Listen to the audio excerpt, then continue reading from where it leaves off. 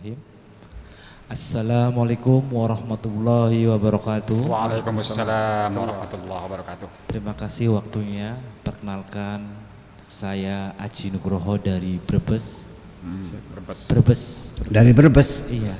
Bukan main ya. Brebes. Kita datang berempat, Pak Buya. Kita baru kali ini datang di Pondok Pesantren Candang Pinggan.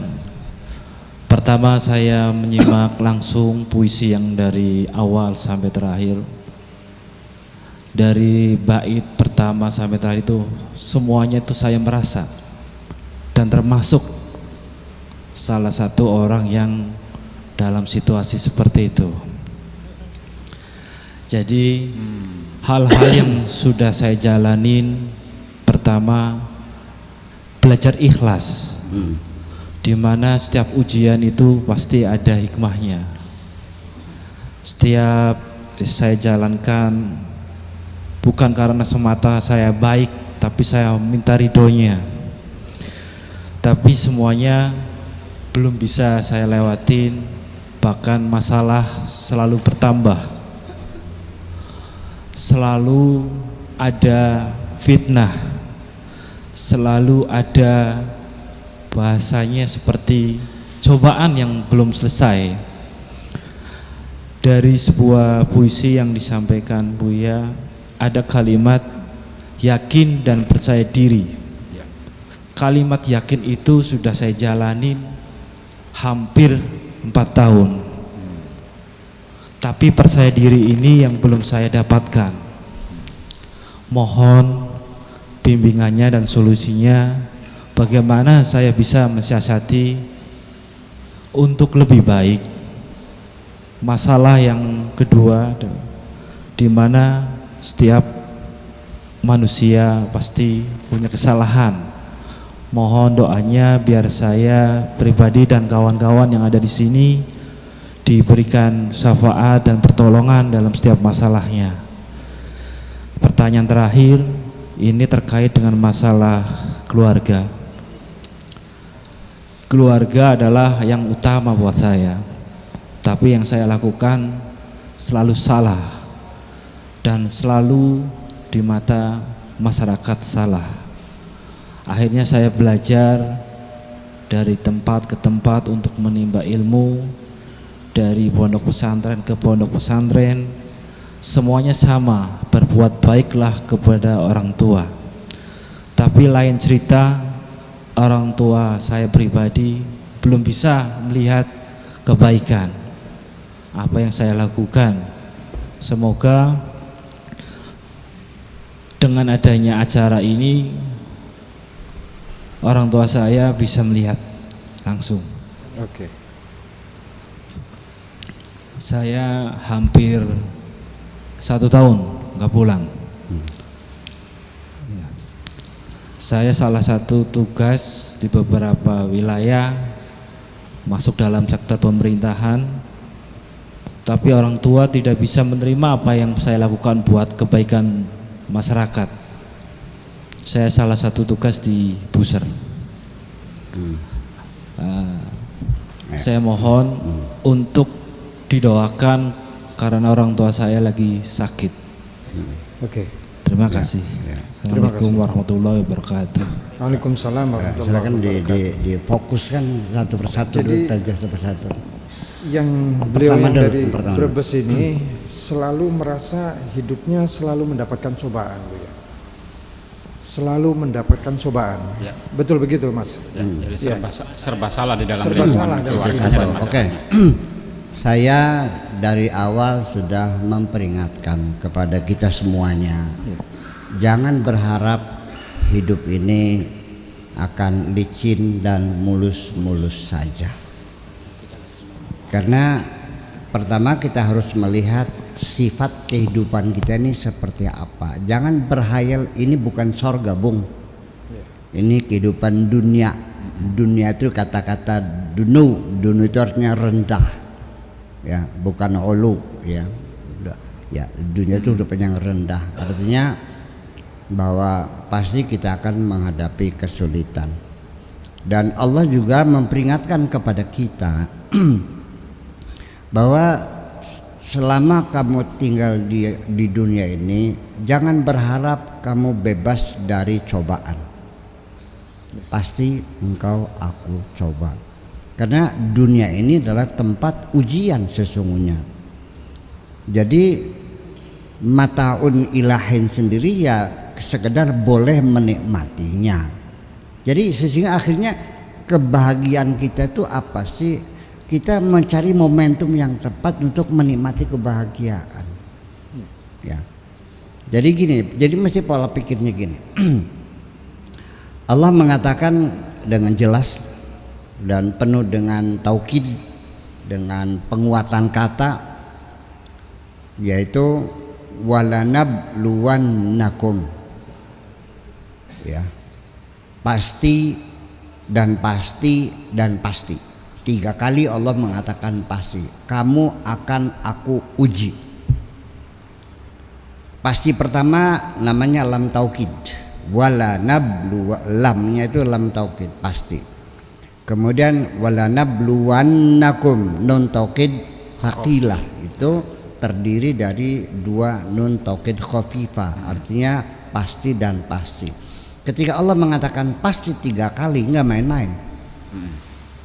Apa bentuk ujiannya? Bisyai'in, dengan sesuatu, memperingatkan kita dengan bisyai'in, dengan sesuatu yang kita tidak tahu, itu supaya menimbulkan rasa ketakutan pada dirimu. Kalau ancaman itu udah masih mending juga gue bacok loh, kelihatan goloknya. Tapi kalau awas, nah, ini tuh lebih cemas lagi nih. Dalam bahasa. Jadi bisa apa saja, Bu, ya? Oh iyalah. Nah, lalu setelah itu diuraikan minal khaufi, rasa takut. Rasa takut itu selalu melekat pada diri manusia. Bahwa insting yang pertama kali muncul pada manusia pada usia dini itu memang asalnya rasa nyaman dan tidak nyaman. Nyaman dia tidur, kalau tidak nyaman dia nangis. Setelah disusuin ya tidur lagi nyaman. Nah kemudian rasa takut yang muncul pada anak-anak balita, anak kecil, itu takut jatuh. Ya, kalau kita belajar psikologi anak-anak, itu takut jatuh. Itu sangat besar sekali rasa takut jatuhnya. Sehingga anak itu ketika dia sudah ada di pinggir gitu, dia menangis ketakutan itu. Jadi rasa takut ini adalah memang pembawaan sejak kecil mula, dan itu rasa takut itu, tetapi ketika takut itu ada perangsangnya, ada sesuatu yang memang wajar ditakuti, lihat ular, lihat macan, itu ketakutan yang wajar. Tetapi ketakutan itu kadang-kadang muncul tidak ada perangsangnya, kok nggak ada apa-apa, kok meremang-remang bulu roma. Nah itulah akhirnya sampai melihat wajah sendiri ketakutan, itu sudah namanya penyakit, namanya psikopat. Iya kan? Namanya fobia, rasa takut itu. Ya, mau kencing sendiri takut, di rumah takut, semua ketakutan. Lah, ketakutan itu sampai akhirnya orang itu lari-lari sampai telanjang. Ya, seperti ada yang mengejar-ngejar, itu sudah fobia. Kalau sudah begitu segera hubungi psikiater. Ya, itu. Dan seterusnya ada minal ju'i wa naqsimil amwal wal anfusi was samarati, nanti tetap di penghujungnya adalah wa basyiris sabirin. Jadi hambatan itu hadapi saja. Yang penting jadi begini. Satu yang perlu kita sadari, bahwa kesulitan, hambatan, cobaan apapun yang kau hadapi itu pasti sesuai dengan kekuatan pundakmu memikul. Penderitaan apapun yang kau pikul itu pasti berada pada batas kekuatan pundakmu memikul. Tidak mungkin Allah akan memberikan kita pikulan yang lebih, yang di luar kemampuan pundak kita. Innallaha la yukallifullahu nafsan illa wus'aha. Jadi nanti yang penting adalah cara mengatasinya bukan memperkuat pundakmu, tapi dengan membangun kesabaran yang ada pada dirimu. Makanya fabasyiris sabirin. Di penghujungnya orang sabar itu mendapat kabar gembira dari Allah bahwa akan terselesaikan semuanya. Tetapi jangan salah paham lagi bahwa kesabaran itu bukan berarti Anda diam dan menyerah, tetapi juga mengevaluasi, memahami akar masalahnya apa, mencari solusi yang tidak pernah berhenti. Itu namanya sabar. Kalau diam bukan sabar, namanya koplok namanya.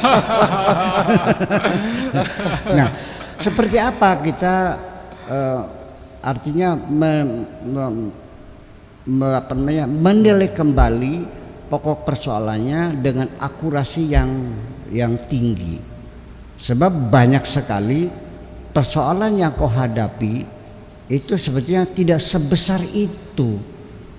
Menjadi besar karena Anda yang membesarkan persoalan itu dalam pikiranmu sendiri. Masalahnya kecil kok persoalannya. Betapa banyak orang yang berkeluh kesah dan marah-marah, bosan dengan hidup, padahal banyak orang yang mengidamkan hidup seperti dia kok. Nah, itu persoalannya. Itu satu. Oke. Ya. Yang kedua, yang kedua ini beliau ini Bu ya, selama dalam kegamangannya merasa selalu mendapatkan cobaan ini, beliau ini minta saran dari beberapa orang motivator maupun kiai ya, sehingga beliau ini mengatakan yakinlah, iya, dan percaya dirilah, iyalah, membangun kepercayaan diri. Iya. Tapi persoalannya begini Bu ya, keyakinannya sudah dilakukan selama 4 tahun, tetapi percaya dirinya inilah yang sampai sekarang belum terbangun, belum Oleh karena itu saya minta yang nyaman-nyaman sajalah menghadapi cobaan ujian itu. Sebab itu juga perlu. Tanpa kita menghadapi ujian cobaan, kita tidak bisa menghargai kebahagiaan kita. Baru kita merasa nikmatnya punya mata setelah kita pernah sakit mata.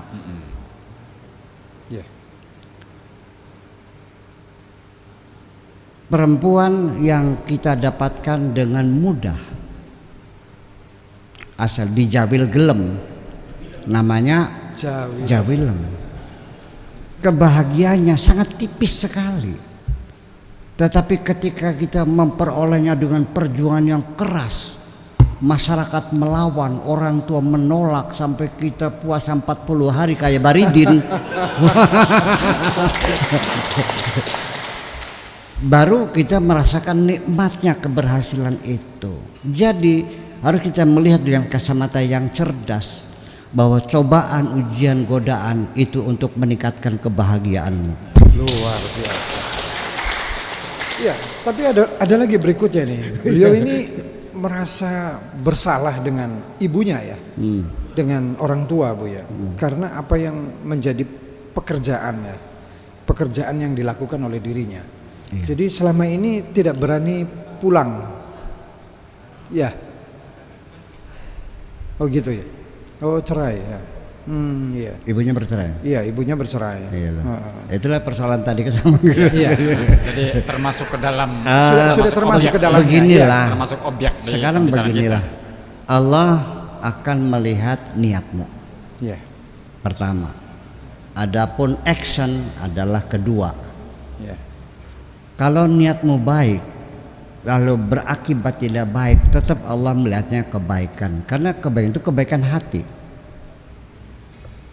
Ya, Allah katakan, yauma la yanfa'u malu wala banun illa man atallaha biqalbin salim. Yang ini kebaikan hati, bukan kebaikan perbuatan kita. Itu satu.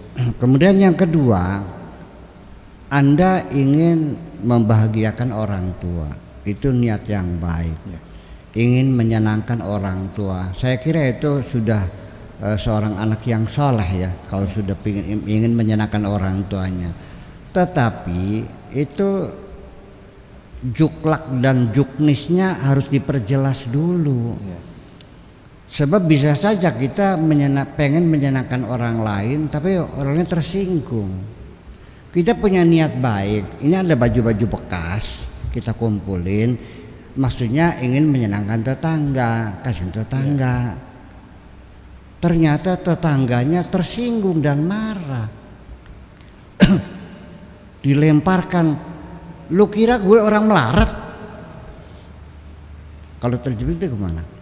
Kita seringkali ingin menyenangkan orang, malah orangnya tersinggung. Iya kan? Ya.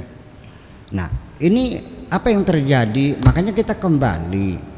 Kalau kita Anda ingin menyenangkan saya, ya pertama-tama Anda harus tahu apa yang menjadi kesenangan saya dong.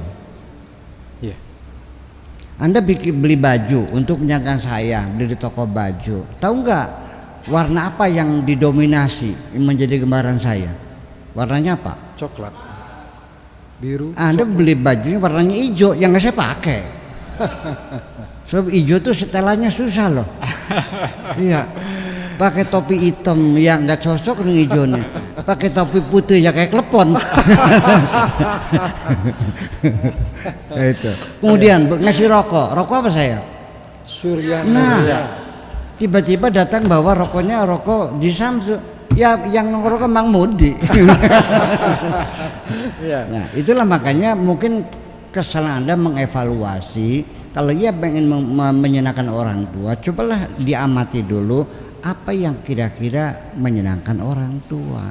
Saya juga punya orang tua dan saya juga ingin menyenangkan orang tua. Alhamdulillah saya bisa menyenangkan orang sampai detik-detik terakhir saya bisa membahagiakan orang tua saya. Saya tidak akan membawa uang banyak-banyak saya kasih. Ibu saya tersinggung kalau dikasih uang tuh. Dia inginnya memberi sama anak tuh. Dia tidak mau diberi tuh. Jadi dia bangga dengan dirinya ini. Aku masih kaya.